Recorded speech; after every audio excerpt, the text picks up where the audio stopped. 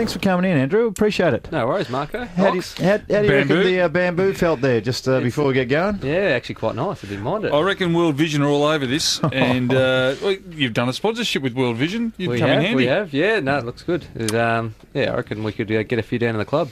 What is it down at North Melbourne? Every year we seem to... it's not a run-in, but there's a bit of discontent towards James Brayshaw. And from the outside, I reckon a lot of people would say James Brayshaw has done a mighty job to get the club to where it is, to save it from going up north, and to put it in a position where you're starting to eliminate the debt. 24,000 members, highest you've ever had at this time of the year. Things from the outside look good, but there are still a few inside that are having a niggle. Yeah, I suppose as a player, it's sometimes a bit frustrating, but we're here to play footy, and you try and let the administrators do their thing. And I sort of look back at a couple of years ago, and when the JB came in, and we were sort of being pushed to go to the Gold Coast. We're here now, and in Melbourne, and we've got a brand new facility. So I suppose from a player's point of view, we're pretty happy with the job he's done. How's JB around the club? I mean, today I think it was on the Morning Glory, Brad Scott basically said North Melbourne would not be in the position it's in today. Mightn't even be around without James Brayshaw. Going to Tassie, the little bits and pieces up and going. What's he like around the football club?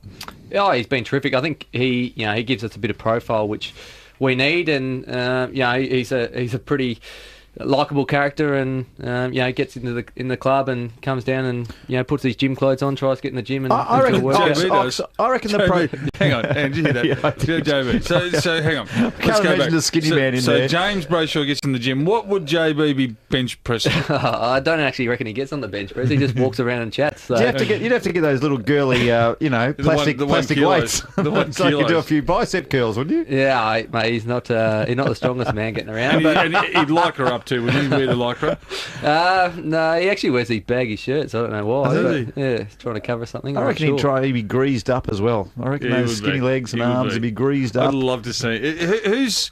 Who's one of your players there that doesn't lift a lot? Who's in development phase? Development stage. probably a young ruckman, Benny Mabon. So. Now, would Benny be able to bench press James Brayshaw? No, I reckon JB would just get him. JB, get him! Yeah, still get him. Oh, Benny, I hope you're not listening. He's got a bit to do. Hey, sorry, Marco. I was going to say, you go. What about the pre-season?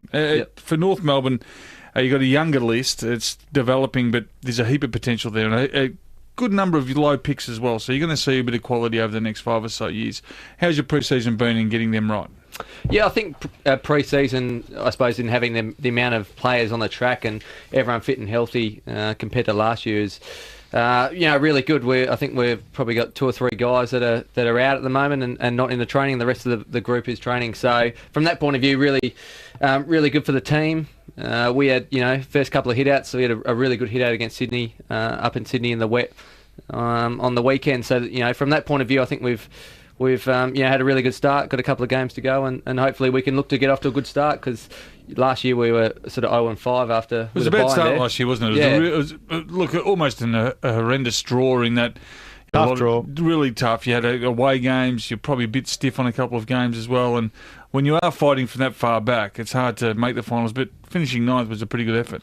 Yeah, we would have loved to play finals, so I think if you sort of forget that the games early are really crucial, and they're the key ones. Yeah, we can steal a couple, and we got a big game against SEN in round 1, and if we can get over the line, that would be really good for the club, and hopefully get set our season up to play some finals. How's the captaincy been the first month? We were talking outside before we came in. You were telling me a lot of the other boys are starting to play golf, and you said that you've got no time for golf. I mean, has it been a real whirlwind the first month of captaincy at the Kangaroos? It has been busy. We've had a lot of things, I suppose, with different sponsors and so forth, different appearances. It's probably taken up a bit of time. But it's sort of settling down now, getting into a bit more of a groove, and sort of getting it all worked out. What's the one thing you found in the month of captaincy that you weren't expecting? Something that's taken you by surprise a little bit? Just the amount of probably meetings and speaking to different coaches and getting feedback. So that's probably the biggest thing so far.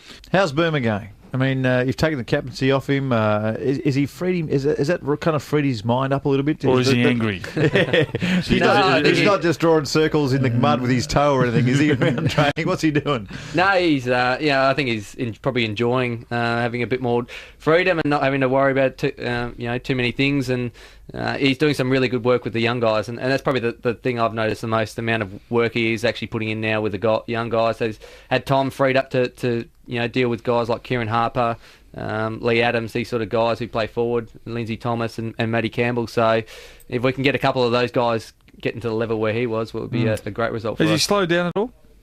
But no, he hasn't. He's quick, isn't he? He's what is he, 33, 33? Yeah. I don't want to say 34, but Yeah, might be let's say he's 33. 33. Yeah. But he's not slowing down. That's an amazing Coming up to sign. 34, he is. Yeah. Yeah. So, and who knows? He might go around for another year. I think he's just going to take it, this year, see how he goes, and at the moment, there's no reason why he couldn't go around for another year. Tell us about Bastanak. A little bit's been on the table today about Ryan and his management company's happy to put off talks until towards the end of the year. Your role as captain, do you go and tap him on the shoulder and say everything's okay, or do you try and persuade him to say, come on, let's get this out of the way so we can concentrate on the season? I suppose we just... we leave it. It's a decision up to Ryan and where he wants the best place for him to be. I was probably in a similar position a couple of years ago, and in the end, if he wants to stay here, well, great. But if he wants to go and seek some another place to play footy, well, that's a decision up to him. So we'd leave it to him. Looking back on that part of your life and the pressures that you were under, I mean, can you offer Ryan advice, in that, especially now that you've come through the tunnel the other end? Yeah, it's hard. You don't want to sort of push your sort of opinion on him too much. It's I'm sure at some stage I'll probably have a chat with him and just see where he is. But we'll leave that to Ryan. He's a great player, and he's continually getting better, and we hope he stays around. But if he goes, well, I'm sure we'll get some a pretty good pick from compensation. Now we're speaking to the captain of North Melbourne, Andrew Swallow. If you want to get involved, 9429 11 16. Membership day for North Melbourne. You're after 35,000 members. Now it's been one of the big bugbears of fans along the way or not fans, but people that actually support North Melbourne through and through, and then people jump on and jump off, and 35,000 would be great. I was reading an SMS here. I'm an 18-year Collingwood Social Club member, live on the Gold Coast and will never go to a Roos game. However, today I purchased a family membership for the North Melbourne Football Club, Nick, on the Gold Coast. You see, it seems to happen a lot with North Melbourne. A lot of people love North Melbourne if they don't barrack for them as their first side, but they like to support them in other ways. I'm a North Melbourne member. I'm a North Melbourne member as well. I'm a North Melbourne member, yeah. I am too.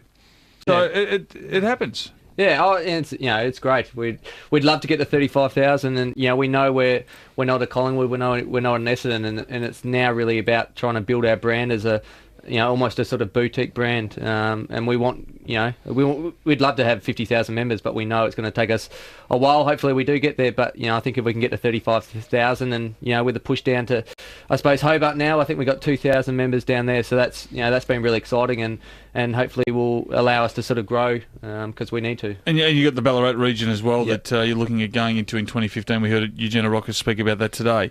For the Kangaroos people out there, the World Vision sponsorship, I think, is unique. You set yourself apart from all the AFL clubs in that you don't have gambling revenue coming in through the door. Now, I was talking to Marco off air before. It's a really bold move from a club that is cash-strapped at times, where it has been, it's really struggled for funds to say no to the gambling revenue. It's a risk. Because it is easy money. You can almost guarantee you're going to get $250, $500, $1 million from gambling endorsements if you align yourself. As a player, you're proud that the club has gone that way?